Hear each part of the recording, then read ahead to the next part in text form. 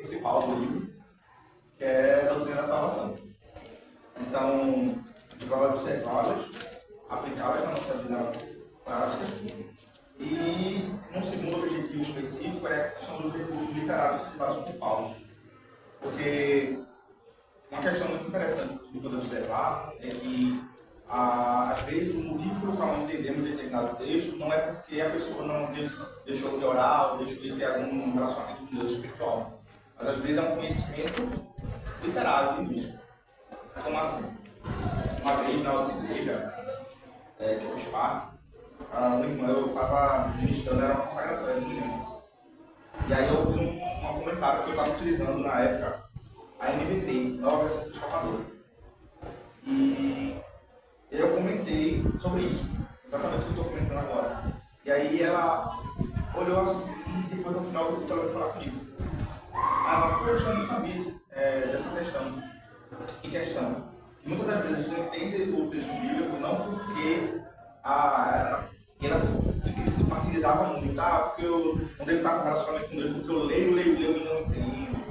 Então, aí quando eu falei para ela, traduções com linguagem mais simples, conhecimentos, até de língua portuguesa mesmo, que são necessários para que você entenda o texto, aí eu comecei a dar dicas de traduções mais fáceis, de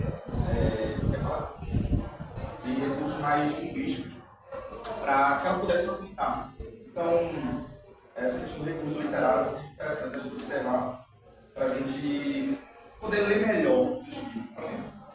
Então, só que antes de entrar nesse especificamente, como o Jefferson na aula passada não conseguiu concluir o versículo 21 ao 25, 24, na verdade, a gente vai para lá, capítulo 2. Aí temos que abrir no capítulo 2.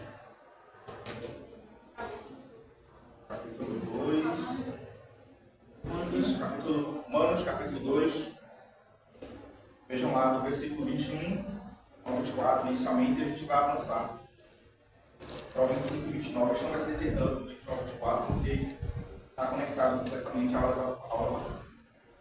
Eu vou ler aqui e vou fazer uma breve discussão. O texto diz assim: então tu que ensinas a outrem, não ensinas a ti mesmo? Tu que pregas que não deves furtar frutas? Tu que dizes que não se deve cometer adultérios? Tu que detesta ídolos, rouba-lhes os templos? Tu que te glorias na lei, desonras a Deus, transgredindo a lei? Como está escrito, o nome de Deus é blasfemado entre os gentios por vossa causa. Isso aqui é a conclusão do que Gerson começou falando. Se você ver do 17 ao 20, você vai ver Paulo estabelecendo um contato com aqueles judeus. E aí do 21 ao 24 ele está literalmente tocando na ferida a respeito daqueles judeus. Assim, olha, vocês se orgulham de ter a lei e vocês anunciam fortemente que esses mandamentos são de fato pecaminosos, mas vocês dizem isso, mas vocês praticam isso. Então a questão que Paulo está tratando com eles é que os judeus, por serem judeus, não são melhores do que os gentios que são tratados no capítulo 1. Então o fato de ser judeu em si não os torna melhores. Então Paulo está estabelecendo esse contato. E aí eu já trago, mais uma vez, o que eu tinha dito na minha aula anterior, a questão do que foi o primeiro versículo 1. Paulo está lidando com os judeus nesse capítulo. E aí, quando você olha para o capítulo 1, ele começa tratando diretamente com os gentios. E aí, no capítulo 2, ele está tratando diretamente com os judeus. Isso vai ficar muito claro quando a gente encerrar o capítulo. Já estava claro, mas vai ficar mais claro ainda. Então, quando ele está lidando aqui com eles, os judeus têm um privilégio de ter recebido a lei, de ter recebido a revelação especial de Deus. Mas o privilégio de ter recebido algo não é o privilégio ainda de ter sido transformado, ou seja, de poder cumprir. Eles receberam de modo especial. Então, só fazendo um ponto de contato com o capítulo 1 ainda, no capítulo 1, Deus se revela na criação e na consciência. Qualquer ser humano, por mais ateu que ele seja, ele tem em sua mente gravado uma consciência de que existe algo transcendente. Então, por mais que ele diga, não existe um Deus por conta disso, disso e disso, no coração dele há uma voz que urge e clama, dizendo, tem que ter algum significado. E ele vai procurar esse significado em política, ele vai procurar esse significado, ou seja, a religião dele, o Deus dele é a política, o Deus dele é o dinheiro, o Deus dele é qualquer outra coisa. Porque todos nós adoramos um Deus. Seja ele qual for. Ou é o Deus verdadeiro, ou é qualquer outro Deus. Por isso que o primeiro mandamento, ele é vigoroso na nossa alma, é não terás outros deuses além de mim. Aí você pensa, eu não tenho um ídolo de barro, eu não tenho um ídolo de ouro, eu não tenho um bonequinho que coloco lá e fico me dobrando diante dele. Mas todos nós, se não estamos adorando ao Deus verdadeiro, temos um ídolo. Somos idólatras de alguma coisa. Tudo aquilo que tem mais importância no nosso coração é o nosso Deus. Então, se a faculdade tem mais importância para mim do que Deus, meu ídolo é a faculdade, o meu Deus é a faculdade. Se o meu corpo, eu cuido tanto do meu corpo a ponto de eu deixar os meus momentos devocionais, os meus momentos com Deus, cuidar do meu corpo, a minha saúde e o meu corpo é o meu ídolo, é o meu Deus. Então, ídolo não é simplesmente aquele bonequinho que a gente critica o católico de ter. Ele tem uma imagem de Maria, mas você idolatra o seu corpo. Você é tão idólatra o católico do outro lado. Mas o pastor, você faz tudo pelo seu pastor. Tem igrejas que se idolatram tanto a figura do pastor, que o pastor disser é voz de Deus. É quase o Papa para o católico. Então, você acredita no Papa, mas você confia cegamente no seu pastor. E o pastor seguindo fora da Bíblia e você continua seguindo ele. Ou seja, a idolatria não se manifesta simples e puramente de modo externo, fisicamente. Uma imagem. Mas ela também pode ser uma idolatria do coração. Deus do seu coração. Então, a ideia é de que os gentios não conseguiram cumprir a lei olhando para a criação, para a natureza e para essa consciência interna de que existe um Deus. Mas os judeus que receberam a lei de modo especial, os 10 mandamentos, receberam a lei cerimonial e a lei civil, também não conseguiram cumprir a vontade de Deus. Porque não é algo externo. E essa aqui é a questão. Não é sobre algo externo. Eu olho na natureza e a natureza me impulsiona a crer em Deus, mas eu não creio. A Bíblia, na Torá, os judeus aparecem e eles deveriam crer no Deus que se revelou. Eles dizem, eu sou o verdadeiro Deus. Mas eles olham para o Deus verdadeiro e eles preferem amar os ídolos. Porque é uma questão, e a gente vai ver até o final do capítulo 2, porque não é uma questão externa, não é uma questão de conhecimento, é uma questão do coração. É uma questão espiritual. Ou seja, e isso vai ser muito mais claramente dito no capítulo 3. E a gente vai chamar de uma doutrina específica, que é a doutrina da depravação total, ou a doutrina do pecado original, a nossa natureza pecaminosa. Deus se revela, mas a gente não quer Deus. Que é o que a gente vai ver no capítulo 3. Não há quem busque a Deus, nenhum sequer. Não há um justo, ninguém busca a Deus, nenhum sequer. Então, quando a gente olha para isso, nós vemos o ser humano está numa condição tal que ele olha para Deus, mas ele não quer Deus. Não porque Deus não seja algo maravilhoso, ele é. Nós que somos tão quebrados, tão depravados, tão destruídos, que nós não queremos. Então Paulo, quando ele olha para isso, ele diz, olha, vocês estão se vangloriando por ter lei, isso não serve para nada, para vocês, porque vocês ainda não conseguem cumprir. Vocês ainda não cumprem. E aí, avançando para o trecho que a gente vai expor esse dia de hoje, o versículo 25, 26, 27, 28, 29, que é o que conclui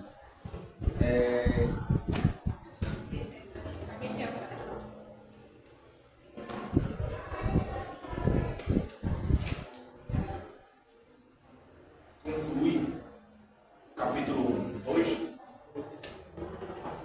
Nós temos algumas coisas para a gente poder observar. Se quiser fazer um comentário, alguma pergunta também, mas é isso. Paulo ainda está tratando com os judeus. Essa questão do que está no versículo 25, eu mencionei na minha primeira aula, que era no versículo 1, só que eu vou citar novamente, porque está no texto e é importante a gente perceber. E entra nessa questão do recurso literário que eu mencionei. O texto diz assim, vamos ver. De fato, a circuncisão será proveitosa se fores observador da lei.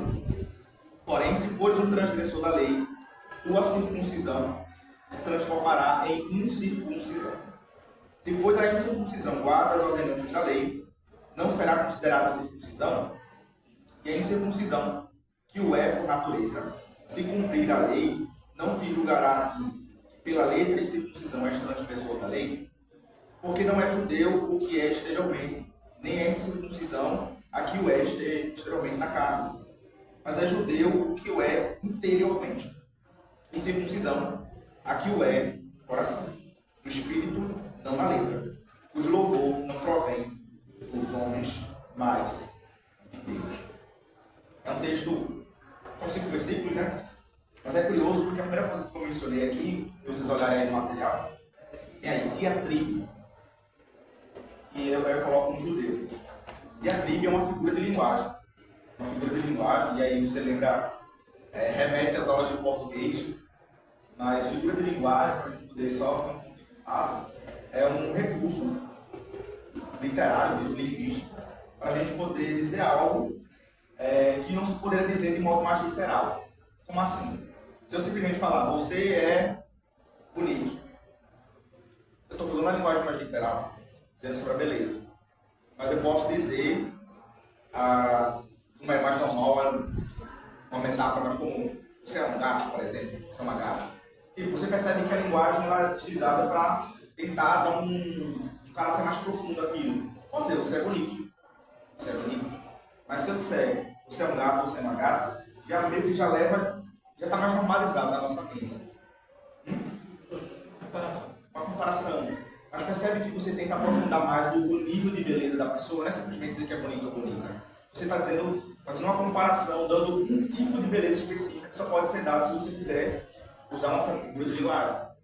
Nesse caso aqui, existem vários tipos, além da metáfora, existem mais de 200 figuras de linguagem. E aqui, Paulo, ele se apropria muito das figuras de linguagem, e não só Paulo. Se você olhar toda a Bíblia, as figuras de linguagem aparecem o tempo inteiro. O tempo inteiro. O próprio Senhor Jesus usava tantas figuras de linguagem que desconhecer figuras de linguagem pode, inclusive, nos fazer recair em erros. Por exemplo, o Senhor Jesus usava uma figura de linguagem chamada ironia. O Senhor Jesus usava uma figura de linguagem chamada metáfora, uma figura de linguagem chamada comparação, uma figura de linguagem chamada metonímia, que é uma das que a gente vai ver hoje. Então, a gente não percebe esses usos linguísticos, a gente pode não perceber. A figura de linguagem hipérbole, por exemplo. Você vai dizer, olha, cortar a mão, por exemplo. Aquilo não é literal. Mas aí você percebe que é o uso de uma figura de linguagem.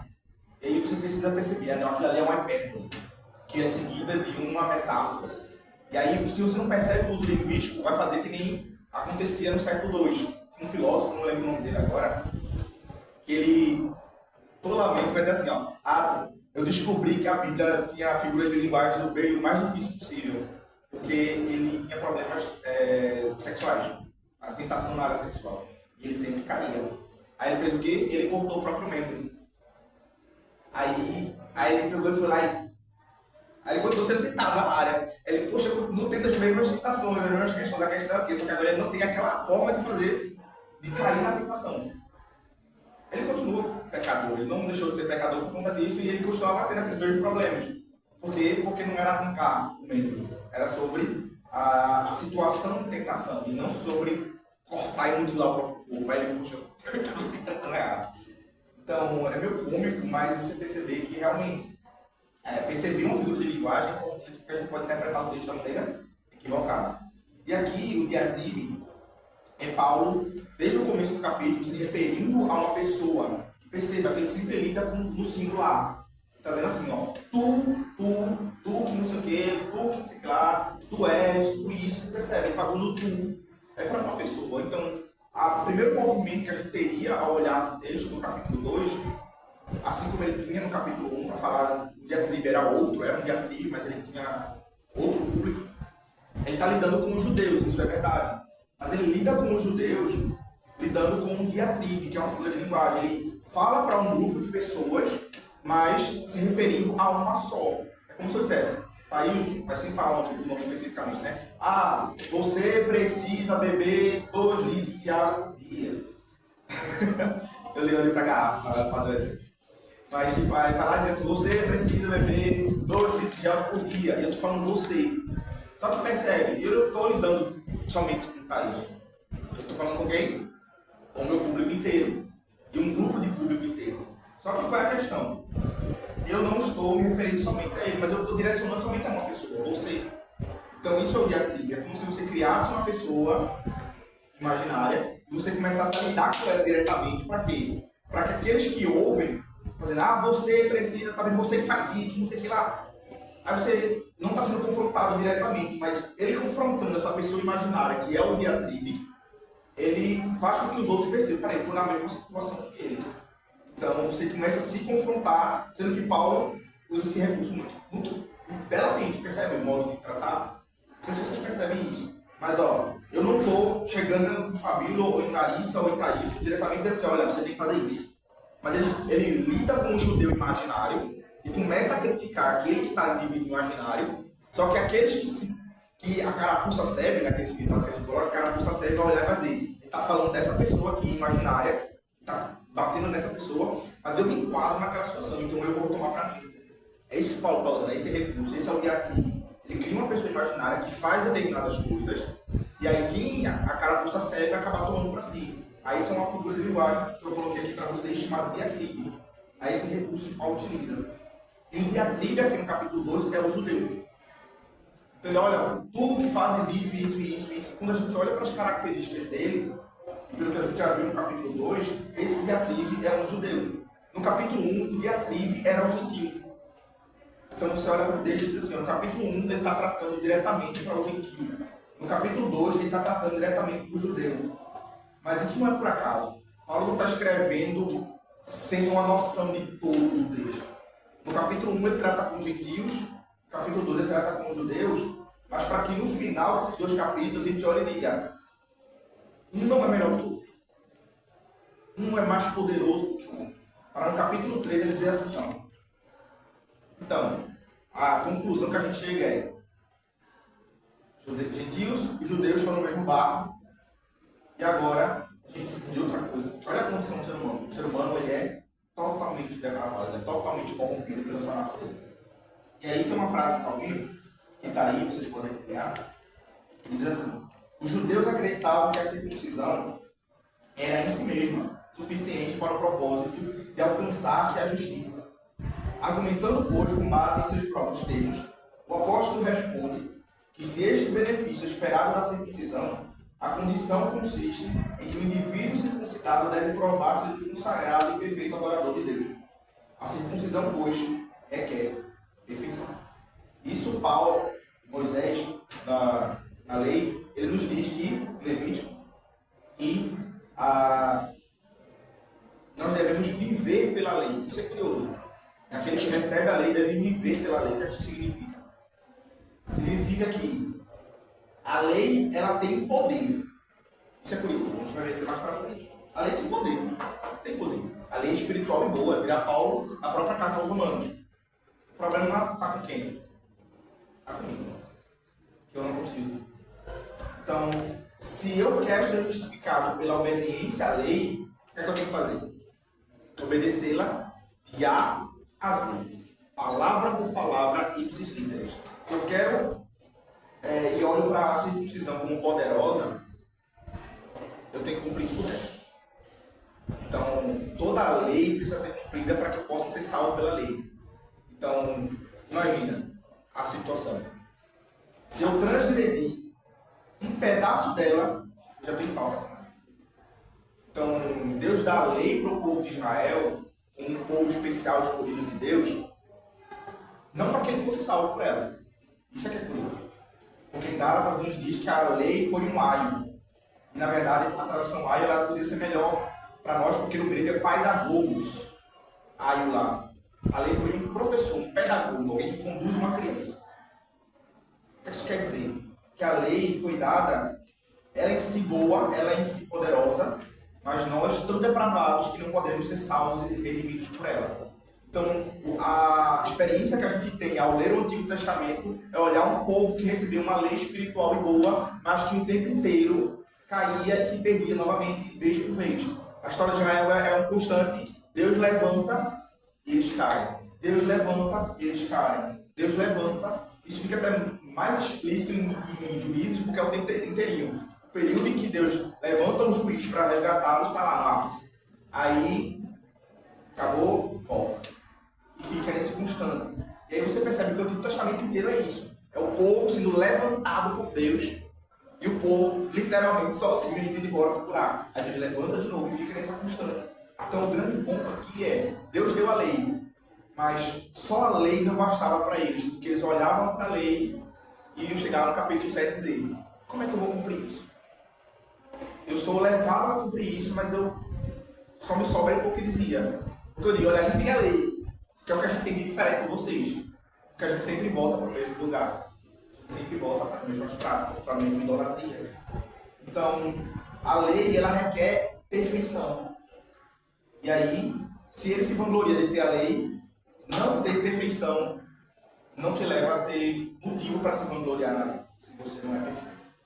Só que aí tem um trecho aqui do Calvino ainda, falando no versículo 25, ele diz assim, muitos eruditos, vendo que Paulo se refere à circuncisão, antes que a qualquer outra obra da lei, presumem que o apóstolo está eliminando a justiça somente as cerimônias. Os fatos, contudo, são completamente diferentes. Aqueles que ousam estabelecer seus próprios méritos contra a justiça de Deus, sempre se vangloriam em observâncias exteriores mais do que na excelência moral.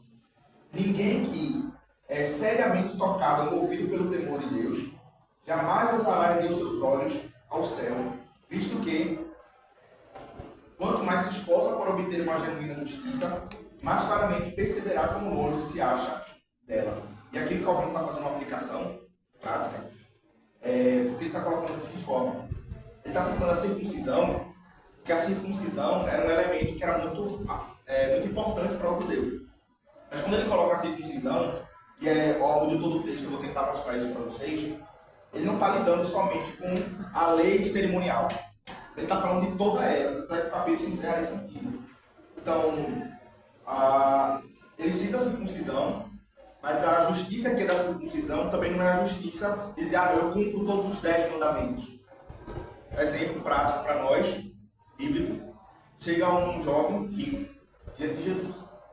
Senhor, mestre, é a linguagem de mestre, o que eu faço para herdar a vida eterna? A pergunta já está errada, né? O que é que eu faço? Então, Jesus vai lá e diz, ele diz bom mestre, né? Eu até esqueci esse detalhe, chama bom mestre. Aí Jesus vai lá e diz o quê? Por que me chamas bom? Só um bom, que é Deus. Percebe o que eu tinha mencionado agora há pouco sobre a questão da figura de linguagem? Jesus está usando uma figura de linguagem aí. Que figura de linguagem é essa? A ironia. Ele, por que me chama bom? Bom só um, que é Deus. Então ele já cria um paralelo ali naquele momento e ele usa uma figura de linguagem para isso. Olha, por que você está me chamando de bom? Então a grande sacada é que Jesus já está colocando de cara para aquele jovem rico de que se ele chama alguém de bom, ele pressupõe que existem pessoas boas. Ele pressupondo que existem pessoas boas, ele vai colocar aqui, o que eu faço? Ele não está querendo que Jesus dê o parecer para a vida eterna. Ele, sendo um judeu, ele sabe muito bem isso. Ele quer, da boca de Jesus, como mestre, validação e aprovação de si. Ele quer ser validado por Jesus. Ele quer o reconhecimento de Jesus. Ele quer que Jesus diga, uau, você já cumpre a lei, você é salvo, você vai para o céu. Você tem a vida eterna, porque você cumpre os mandamentos. E aí, o que eu tenho que fazer para dar a vida eterna? Aí Jesus vai lá e diz, cumpre os mandamentos. Só que ele vai lá e diz, eu cumpro os mandamentos. Eu posso dizer isso para qualquer pessoa. Eu cumpro os mandamentos. Só que qual o problema? A lei ela não é externa. Eu digo, eu cumpro todos os 10. Você olhar literalmente cada mandamento, você vai lá olhar para a pessoa e ela cumpre. Mas será que ela cumpre internamente no coração a lei? Essa que é a questão. A lei ela não é externa. E aí a gente vai ver isso ainda nesse capítulo. Ela não é externa, ela é interior também. Então, existe um adultério que não acontece físico, é um adultério que acontece no coração. Existe uma idolatria que não acontece externamente, mas acontece internamente. Existe um assassinato que não acontece externamente, mas que acontece internamente. Eu posso ser um assassino sem nunca ter matado uma pessoa fisicamente. Só o fato de eu me irar, detestar uma pessoa, não suportar a presença de uma pessoa, eu sou assassino no meu coração. Porque alguém que aborrece o irmão já é assassino no seu próprio coração. Se eu olho para uma mulher com um olhar impuro, eu já no meu coração cometi adultério com ela. Se eu tenho algo que tem mais importância do que Deus no meu coração, eu sou idólatra daquela coisa. Por isso que Jesus diz, olha, você não pode adorar a Deus e a Mamon. Mamon é o quê? A palavra hebraica para quê? Para dinheiro. Eu não posso adorar o dinheiro e a Deus. Ou seja, Você não está lá botando dinheiro assim se prostrando diante dele, mas o dinheiro tem importância maior na sua vida do que Deus, ele é o seu Deus. Então perceba que os mandamentos eles são muito mais minuciosos do que simplesmente uma obediência externa. Ele diz, eu já faço isso. Aí Jesus vai fazer o quê? Fala uma coisa. E ele vai lá pegar ele no quê? Justamente os mandamentos que ele disse obedecer, ele vai lá e ele desobedece a eles.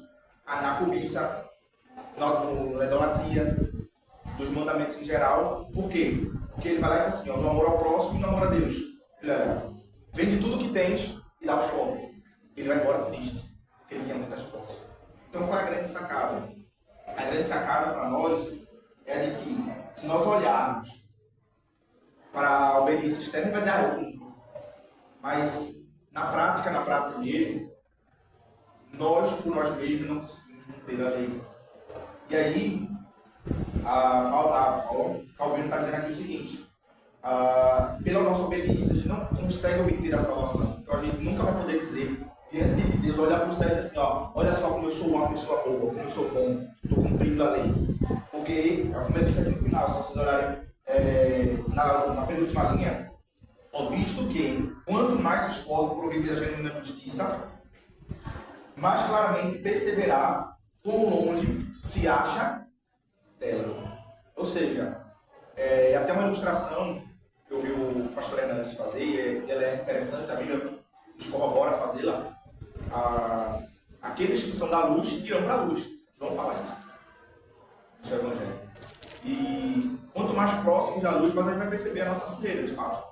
Então, alguém que arroga para si, não, eu pego nada, eu sou tão boa, eu sou tão bom, eu faço isso, eu faço aquilo. Essa pessoa, ela não tem uma clara visão de si. Ela não tem uma clara visão de si. Porque ela não percebe que quanto mais a gente obedece, mais a gente percebe que está errado na nossa vida. A gente não é perfeito. A perfeição só chegará em um determinado momento. Se a pessoa não consegue perceber nada em que ela possa melhorar diante de Deus, essa pessoa está morta. Essa pessoa está morta. Por quê? Porque se o tempo inteiro a santificação é o aperfeiçoamento, se eu não percebo nada em que eu preciso melhorar, eu estou morto. Eu estou literalmente morto. Como é no capítulo 1, então morto em seus delitos, entregues ao seu próprio pecado. Se eu não percebo nada em que eu possa melhorar. E aí, seguindo nessa mesma linha, a gente indo para o versículo 26, eu vou só reler para a gente poder avançar. Ele diz assim, ó, se pois a circuncisão guarda ordenanças da lei, não será considerada circuncisão? E aí Paulo começa a fazer algumas hipóteses. E aí eu coloco aqui no 26 a palavra metonímia, circuncisão e incircuncisão. Alguém sabe o que é metonímia? Só para abrir um livro. É a figura de construção. Pode falar. É a figura de palavra. Falar. Deixa, rola aí. Esse na minha cabeça é tipo. Digamos de. Acho que na minha cabeça deve ter dessa forma. Digamos você fala do Rio de Janeiro, por exemplo. Tá uma frase, não sei o que Rio de Janeiro, você fica Rio de Janeiro, volta a cidade maravilhosa. Ou tô trocando, acho que. É um tipo de metonímia. Nesse sentido também. Mas foi bom, eu gostei do exemplo. É porque metonímia. Porque se tirar Rio de Janeiro e botar cidade maravilhosa, isso pode ser sinônimo também. Nesse caso, é porque sinônimo vai bem além, mas por exemplo, que a metonímia é usar uma característica ou alguma coisa daquela coisa para se referir a ela. Exemplo, para pegar esse caso. Por exemplo, ela não é só cidade maravilhosa, mas eu pego uma característica dela e aí atribuo a ela somente aquela característica. Então, um pedaço dela eu atribuo ao todo. É como se eu me referisse a ela. Acaba tendo uma questão sinonímica, acaba sendo sinônimo no texto, pelo menos. Mas, por exemplo, nem sempre eu uso de um sinônimo. Eu posso criar sinônimos, por exemplo. Por exemplo, a metonímia é um pouco mais complexo, mas, por exemplo, tem tipos de metonímia. Tem um tipo de linguagem que são metonímicas, tipo catacrese, perífone, que foi o caso que você leu. Mas também adoro ler Machado de Assis, mas não adoro ler. Adoro livros e exatamente, entendeu? Tipo, é alguma coisa relacionada àquela pessoa, não necessariamente uma palavra que substitui diretamente, por exemplo, alegria e regozijo. São sinônimos. Mas eu não preciso necessariamente falar sinônimos para fazer uma metonímia. Então, nesse caso aqui, ele usa aqui, eu estou lendo aqui, peraí. Ele coloca, ó, se pois a circuncisão guarda as ordenanças, mas percebe, a circuncisão, o ato de circuncidar, não consegue guardar a lei. Porque o que é a circuncisão? É o ato de cortar o prepúcio do pênis. Cortar o prepúcio do pênis não guarda a lei. Mas ele está usando o termo incircuncisão, no caso aqui circuncisão, né? O termo incircuncisão, ou seja, manter o prepúcio no tamanho normal, não guarda a lei. Como é que é? Tipo, até uma prosopopeia, inclusive, né? Uma personificação. Mas por que a gente vai chamar isso aqui de metonímia? Porque eu estou pegando uma coisa que está relacionada àquela coisa. Uma coisa, eu lembro que o vocabulário está maravilhoso. Veja se vocês conseguem entender. Bem, eu pego algo que está relacionado àquele determinada situação, e aí eu uso aquilo para definir aquele todo. No caso, ele pegou apenas o exemplo da circuncisão com o exemplo inteiro. Assim, não é apenas isso que salva, mas todo. Ele usou um exemplo. No caso, para definir a pessoa, ainda não chegou na salvação ainda, mas por exemplo, se eu dizer assim, imagina uma pessoa que a gente chama de orelha ou cabeça. A orelha é mais difícil, mas cabeça normalmente tem. Cabeça é mais. Tipo, sei lá, a pessoa tem uma cabeça grande, vai lá e diz, vou por causa de cabeça. Percebe que cabeça é uma metonímia de corpo? Existe uma coisa maior, que é o corpo, mas aí você está tratando um corpo inteiro por cabeça, por um pedaço dele. Ou por alguma coisa que está relacionada. Que nem você falou do Machado de Assis. Bem, Machado de Assis não é só os livros que ele escreve. Aliás, o livro não é. Machado de Assis não é o livro. Entendeu? Mas o autor, estou tratando o livro pelo autor. Você consegue perceber isso? É porque existem vários tipos, mas o que eu quero que vocês percebam é eu tratar um todo somente por uma coisa que é pequena nele. Por exemplo, um gentio não é só o fato de ser circuncidado. Um judeu não é só assim, o fato de ter sido circuncidado. Mas aí eu pego a palavra circuncisão como metonímia para me referir ao todo dele. Até colocar um pouco algo que até tem que levar em consideração. Exato. E esse recurso que ele usa é para lidar com essa fixação para aquele aspecto. Então, olha, a circuncisão e a incircuncisão e a circuncisão. Então, ó, quem é a circuncisão? Ele está falando dos gentios. E quem é a circuncisão? São os judeus. Então, ele está usando esse termo, que é só uma pequena parte dele, como metonímia do maior. Por isso que eu coloquei aí, ó. Metonímia, circuncisão é um termo, a metonímia para quem? Para judeu. E incircuncisão é uma metonímia para gentio. Então ele está usando esse termo. E é importante a gente perceber isso, porque ele vai falar, ó, se pois a incircuncisão guarda as ordenanças da lei, e como é que a gente vai entender isso aqui? Ó? A incircuncisão é o quê? Ó, se os gentios guardam as ordenanças da lei. É esse o significado do que está aqui. Olha, não é a incircuncisão. Como é que a incircuncisão vai guardar uma coisa? A incircuncisão é só um ato de cortar o prepúcio. Aliás, é o ato de permanecer com o prepúcio grande. Mas aí ele diz, olha, se os gentios guardam as ordenanças da lei, não serão considerados judeus? E aí você entende, opa. Então nesse versículo, circuncisão e incircuncisão estão no sentido de quê? Metonímico. Está se referindo a um pequeno pedaço de algo que está se referindo pelo todo. Está relacionando o todo. Então, o judeu não é só circuncisão. Ele é o quê? É um corpo inteiro, com complexidades maiores. Mas ele usa esse termo para se referir a ele. E aí Paulo, colocando essa metonímia, vai ser comentado aqui por Calvino. A intenção de Paulo era simplesmente propor a seguinte hipótese. Se porventura algum gentio fosse encontrado com a capacidade de guardar a lei, sua justiça seria mais valiosa sem a circuncisão que a circuncisão dos judeus sem a justiça. E aí a gente começa a falar de uma coisa que é um pouco complexa, mas que a gente precisa entender, para a gente poder entender não só esse texto, mas vários textos da Bíblia que nos levam e nos impulsionam a obedecer com o propósito de chegar à vida eterna. Exemplo. Quando ele diz assim, ó, é uma hipótese. A lei, como eu mencionei agora há pouco, ela tem poder para dar a vida eterna. Você vai dizer, isso é meio estranho, mas ela tem. Se eu obedecer, hipótese, se eu obedecer 100%, sem nunca desobedecer nenhum mandamento, qual é a minha promessa? Vida eterna. Ou seja, a lei, ela tem essa capacidade. Quem não tem essa capacidade de obedecer tudo? É eu. Não é a lei que é defeituosa, que não pode salvar. O problema não é a lei, só eu. Eu não consigo obedecer 100% do tempo e nem obedecer 100% da lei. O problema não é a lei, sou eu.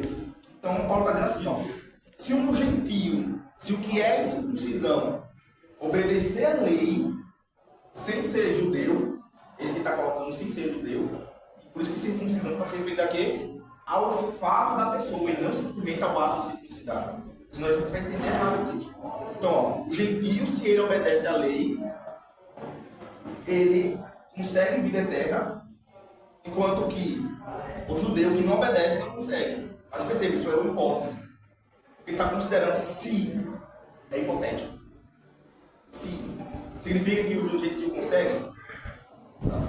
O judeu consegue? Também não. E é isso que vai ser desaguado no capítulo 3. A ideia de que não há quem busque a Deus, que não há justos, que não há bom de fato. Então, a ideia é que Paulo está colocando isso como uma farpa para eles. Porque o judeu, ele se achava melhor pelo fato de ser judeu. Só que aí Paulo está estourando o balão que está com eles para dizer o seguinte: olha, não é porque você é judeu, é porque o que Deus está fazendo no povo de Israel faz vocês serem diferentes, mas não é porque vocês são judeus. Porque se o gentio praticar a lei, ele teria o mesmo benefício que vocês têm. Não tem nada a ver com o fato de você ser judeu. Então, a ideia aqui não é que a salvação por obras é possível. Ele só está colocando que, se fosse possível, seria acessível tanto para judeu quanto para gentio, se fosse a obediência. Não é uma questão simplesmente de etnia, é uma questão de obediência. Se fosse possível ser salvo por obras. E aí a gente vai para o 27, e ele diz assim, ó, e a circuncisão, que o é por natureza, meu Deus, eu estou trocando circuncisão por circuncisão, me perdoe. E a incircuncisão, que o é por natureza, se cumprir a lei, não te julgará a ti que pela letra de circuncisão és transgressor da lei.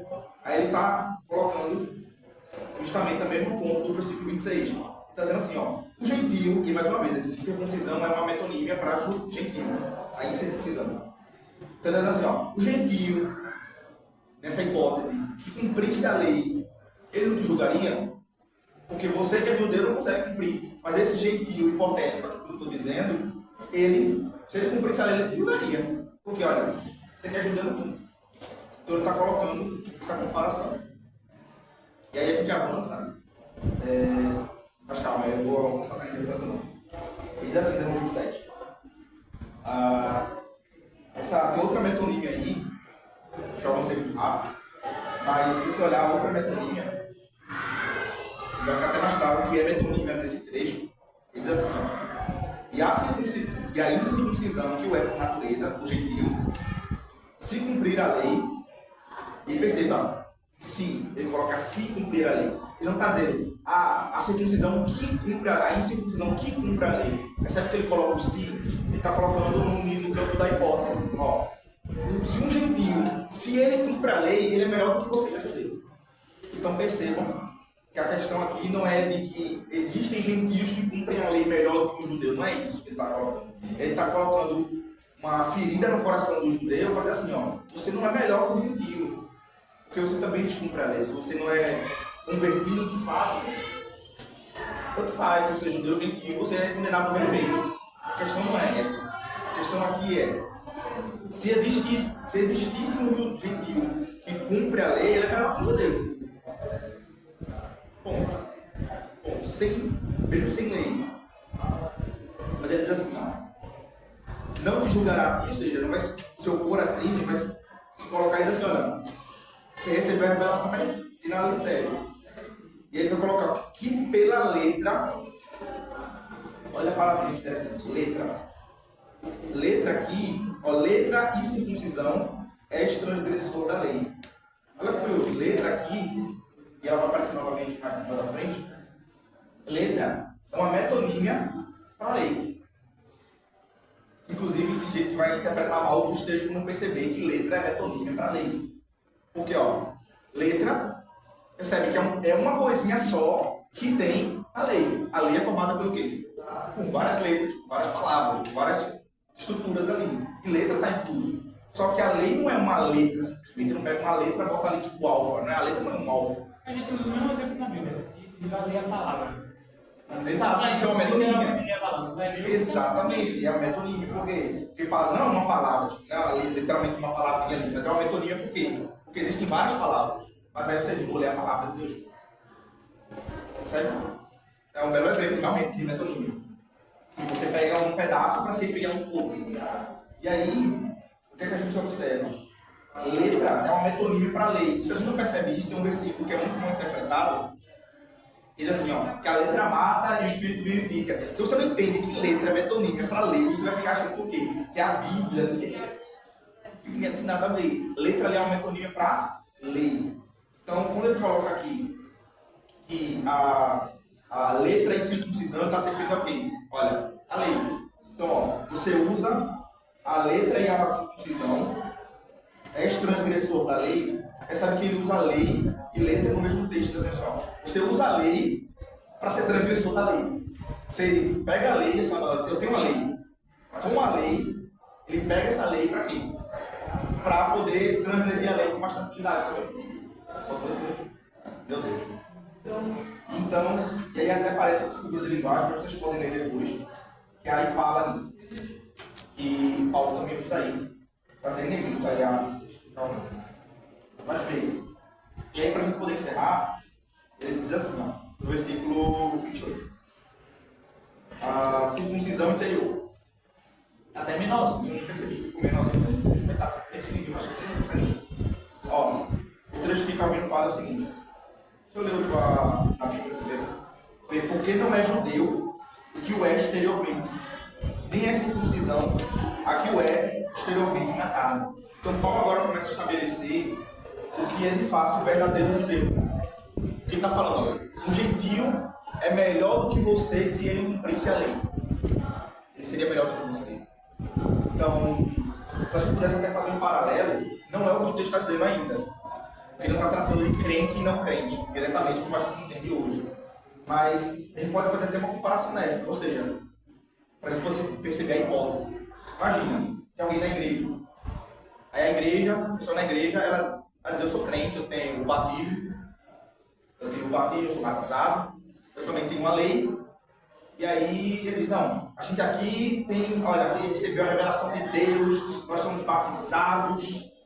Mas aí, nessa hipótese, imagina alguém do mundo que cumpre a lei, não existe. Não existe vida no mundo, eu digo na carne, que consegue cumprir. Mas, mas se existisse alguém no mundo, fora da igreja, que cumprisse toda a lei, ele seria melhor do que aquele na igreja. Por quê? Porque ele cumpre a lei e aquele da igreja não cumpre. E aí ele vai falar, ó, então ele vai começar a mudar o conceito do judeu. Ele, judeu de verdade, na verdade, não é aquele que é circuncidado fisicamente. Não é aquele que tem os rituais judaicos, ou uma obediência exterior. Ele, na verdade, é quem? Ele.